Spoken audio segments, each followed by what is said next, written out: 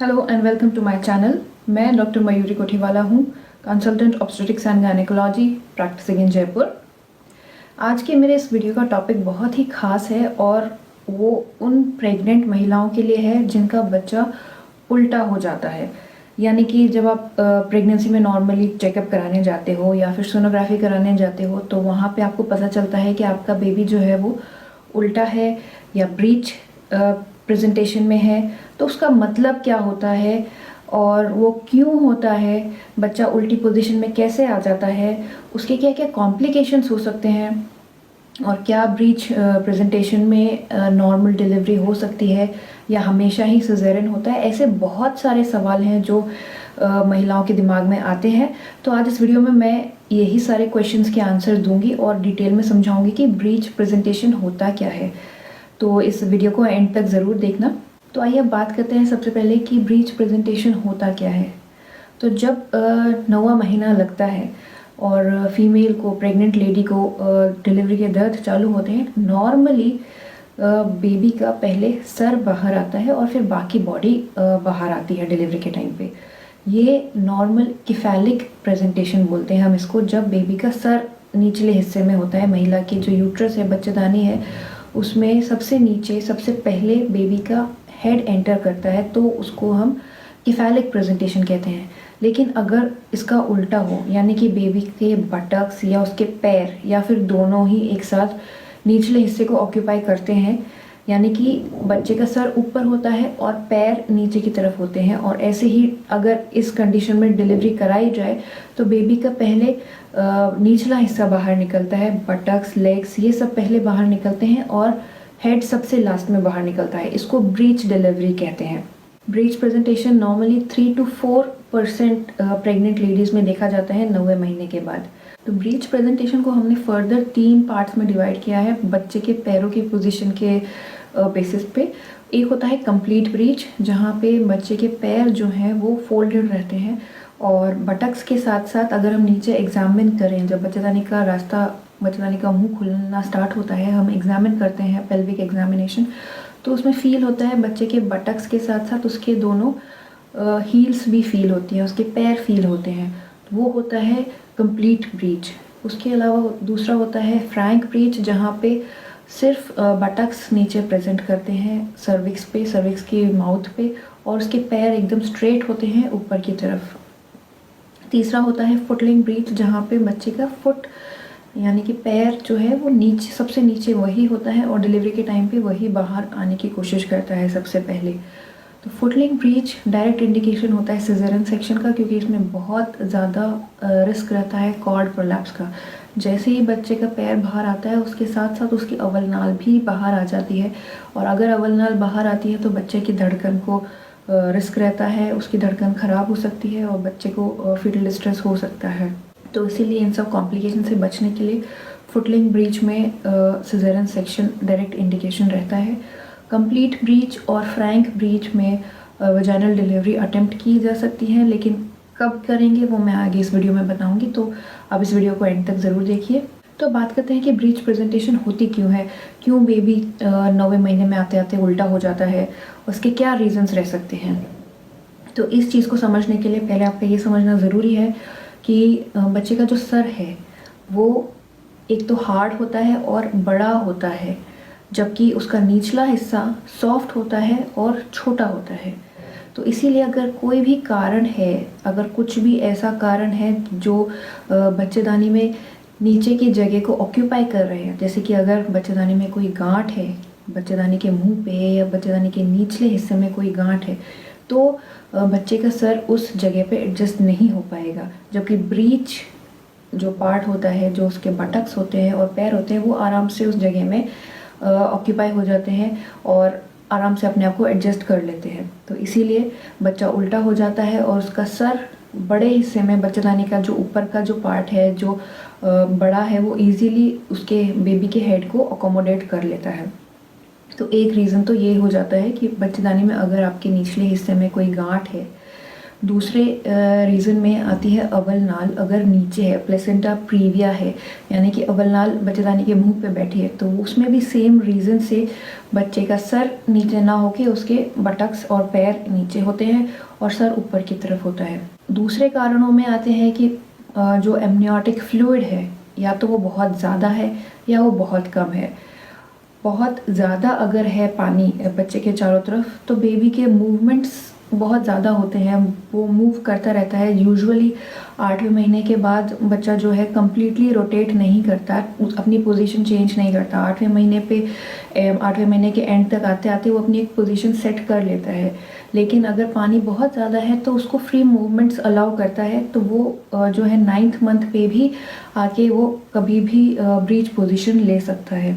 दूसरी तरफ अगर पानी बहुत कम है, बच्चे के मूवमेंट्स होने के लिए पानी एडिक्वेट नहीं है, तो वो उल्टी पोजीशन में अटक सकता है और उसको मूवमेंट क्योंकि नहीं मिलेगा, मूवमेंट करने के लिए कोई सोर्स नहीं मिलेगा, तो वो as it is 9th month में भी जैसे एंटर करता है तो वो उल्टा ही रहता है।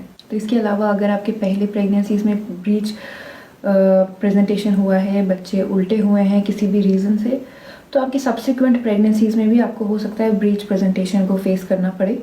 इन सब के अलावा एक लास्ट रीज़न ये भी मैं यहाँ पे डिस्कस करना चाहूँगी कि अगर बेबी में कुछ बर्थ डिफेक्ट है, कुछ कंजेनाइटल एनॉमली है, जैसे कि कुछ गांठ है उसके रीढ़ की हड्डी में, किसी तरह का कोई ट्यूमर है, तो भी बच्चा जो है ब्रीच पोजीशन ले लेता है। अब बात करते हैं कि ब्रीच पोजीशन में अगर बेबी है, बेबी उल्टा है, तो उसका पता कैसे लगता है। तो उसके लिए बहुत सिंपल सा टेस्ट होता है। जब भी आप अपने डॉक्टर के पास जाते हैं वो हमेशा आपको पेट से एग्जामिन करते हैं, आपके बच्चे की धड़कन सुनते हैं। तो जब आपका 8वां महीना लगता है तब से बच्चे की पोजीशन जो है वो पता चलने लग जाती है, और पेट से ही देख के डॉक्टर बहुत बारी ये कंफर्म बता सकते हैं कि बच्चा उल्टा है कि सीधा है कि टेढ़ा है। अगर आड़ा है तो भी पता चल जाता है। कुछ हद तक बच्चे की जो धड़कन है उससे भी आइडिया लगाया जाता है। यूजुअली अगर बच्चे का सर नीचे की तरफ है, यानी कि उसका हार्ट भी सर के पास ही होता है क्योंकि, तो उसकी जो फीटल हार्ट सुनते हैं वो नाभि के नीचे हिस्से में सुनाई देती है। जबकि बच्चा अगर उल्टा है, ब्रीच पोजीशन में है, तो उसकी फीटल हार्ट जो है वो नाभि के ऊपर सुनाई देती है। इसके अलावा सोनोग्राफी पे कंफर्म पता चलता है कि हाँ बेबी ब्रीच है या किफैलिक है। तो ये 2 तरीके हैं जिनसे हम पता लगा सकते हैं कि बच्चा आपका उल्टा है या सीधा है।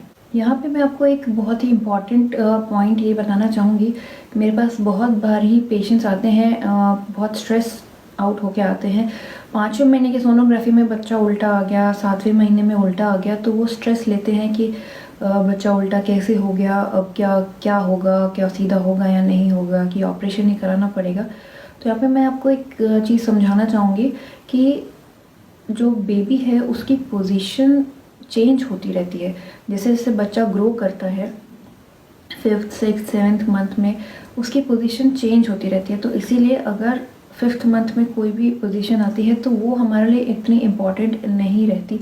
अगर आपके बच्चेदानी में कोई गांठ नहीं है या फिर किसी भी तरीके का कोई कॉम्प्लिकेशन, जो मैंने आपको बताया कॉजेज़ होते हैं कुछ ब्रीच प्रेजेंटेशन के, तो उनमें से कुछ भी प्रेजेंट नहीं है, और बेबी 7th मंथ पे भी आपने सोनोग्राफी की उसमें भी उल्टा है, तो सिंपल से ही तरीके से डॉक्टर आपको यही समझाते हैं कि आपको बस वेट करना है। हो सकता है कि बेबी नॉर्मली रोटेट हो जाए, वो अपने आप से ही रोटेट होके सीधी पोजीशन ले ले, किफैलिक पोजीशन ले ले, और आगे कुछ करना ही ना पड़े। जनरली बेबी की पोजीशन जो है वो 34-35 वीक्स तक चेंज होती रहती है, लेकिन उसके बाद वो स्टेबल हो जाती है, फिक्स हो जाती है। उसके बाद चांसेस कम हैं कि बच्चे की पोजीशन चेंज होगी। तो उससे पहले अगर बच्चा उल्टा है या सीधा है तो वो हमारे लिए इतना इम्पोर्टेंस नहीं रखता है, क्योंकि लास्ट महीने में 9th मंथ में, या फिर आप ये कह सकते हो 8वां महीना जैसे ख़त्म होने लगता है, तब जो पोजीशन रहती है बेबी की वही फाइनली डिलीवरी के टाइम तक कंटिन्यू करती है। तो बात करते हैं कि अगर आपका 9वां महीना लग गया है या फिर आपके डिलीवरी का टाइम आ गया है और बेबी का पोजीशन फाइनली ब्रीच ही है, वो उल्टा ही है, तो आपके लिए क्या क्या पॉसिबल ऑप्शंस हैं। तो इसमें हम वजाइनल डिलीवरीज भी करवा सकते हैं और सिजेरियन भी ऑप्शन रहता है, लेकिन ये डिपेंड करता है बहुत सारे फैक्टर्स पे। अगर आपका फर्स्ट डिलीवरी है, फर्स्ट प्रेगनेंसी है, तो बेटर यही रहता है कि आप सिजेरियन से बेबी को निकलवाएं बाहर, क्योंकि वजाइनल डिलीवरी में बहुत रिस्क रहता है बेबी के लिए। वजाइनल डिलीवरी जैसे ही हम अटेम्प्ट करते हैं तो बच्चे का सबसे पहले निचला हिस्सा बाहर आता है, ब्रीच बाहर आता है, फिर उसके पैर बाहर आते हैं जो कि बहुत सॉफ्ट हैं, तो इसीलिए बच्चेदानी का मुंह थोड़ा सा ही खुला होता है तो भी वो बाहर आ सकते हैं। लेकिन जब उसका सर जो होता है वो बड़ा होता है और हार्ड होता है तो वो अटक सकता है और आपके बच्चे को जो ऑक्सीजन सप्लाई है उसकी अवल नाल दब सकती है, उसको ऑक्सीजन सप्लाई बंद हो सकती है, तो बच्चे की लाइफ को रिस्क हो जाता है। उसका अगर सर अटक जाए किसी भी तरीके से डिलीवरी में तो उसको निकालने का कोई तरीका नहीं होता। तो इतना कॉम्प्लिकेट करने से अच्छा यही रहता है कि आप सिजेरियन डिलीवरीज को प्रेफर करो। वजाइनल डिलीवरीज भी होती हैं ब्रीच प्रेजेंटेशन में, ऐसा नहीं है कि हमेशा ही सिजेरियन होगा, लेकिन वजाइनल डिलीवरीज उन्हीं में होती हैं जिनकी पेल्विस अच्छी है, रूमी है, वो बच्चे को आराम से अकोमोडेट कर लेती है, उनके पहले भी नॉर्मल डिलीवरीज हो चुकी हैं, बच्चे का साइज़ भी एवरेज साइज़ है, बहुत बड़ा बेबी नहीं है या फिर प्री टर्म बेबी नहीं है। प्री टर्म बेबीज़ या फिर IUGR यानी कि ग्रोथ रेस्ट्रिक्टेड बेबी नहीं है, कुछ भी किसी भी तरीके का कोई कॉम्प्लिकेशन नहीं है बच्चे के अंदर, तो ही हम वजाइनल डिलीवरीज़ को प्रेफर करते हैं। अब मैं आपको थोड़ा सा एक्सटर्नल केफलिक वर्जन के बारे में बताना चाहूँगी। बहुत बार ही प्रेग्नेंट लेडीज़ ये सवाल करती हैं कि क्या बाहर से बच्चे को रोटेट नहीं किया जा सकता, क्या उसको घुमा के सीधा नहीं किया जा सकता, तो इसका भी ऑप्शन रहता है। उसको हम एक्सटर्नल केफलिक वर्जन कहते हैं, यानी कि बच्चे का सर अगर ऊपर है तो हम उसको रोटेट करके और सोनोग्राफी की गाइडेंस से, सोनोग्राफी की हेल्प लेके बच्चे का सर नीचे की तरफ घुमा देते हैं और बटक्स को ऊपर की तरफ घुमा देते हैं। लेकिन ये प्रोसीजर बहुत सिंपल नहीं है, ये बहुत ही ट्रिकी प्रोसीजर है और इसके साथ बहुत सारे कॉम्प्लिकेशंस भी एसोसिएटेड रहते हैं। ये हर लेडी को हम ऑफ़र नहीं कर सकते। बहुत सारी चीज़ें हैं जो हमें देखनी पड़ती है। आपके बच्चे के चारों तरफ पानी कितना है, बच्चे की धड़कन कैसी चल रही है, अवल नाल की पोजीशन क्या है, आपकी पहले कोई सर्जरी हो रखी है नहीं हो रखी है, बच्चे का वेट क्या है, बहुत सारी चीज़ें कंसिडर करके ये एक्सटर्नल केफलिक वर्जन ट्राई किया जा सकता है। लेकिन सिर्फ ये उन्हीं सेंटर्स में किया जाता है जहाँ पे डॉक्टर वेल ट्रेंड है इसको करने में। एक सोनोग्राफी मशीन साथ में होनी होती है, साथ ही साथ ऑपरेशन थिएटर की फैसिलिटीज़ होनी चाहिए। एक्सटर्नल केफलिक वर्जन हम लोग 36 हफ्ते के बाद अटेम्प्ट करते हैं, क्योंकि तब तक बच्चा सफिशिएंटली मैच्योर हो जाता है। और अगर ये फेल भी हो जाए प्रोसीजर, किसी भी रीज़न से ये फेल हो जाए या बच्चे की धड़कन ख़राब हो जाए इसके दौरान, करने के दौरान, तो इमीडिएटली बच्चे को ऑपरेशन के लिए लेना पड़ सकता है।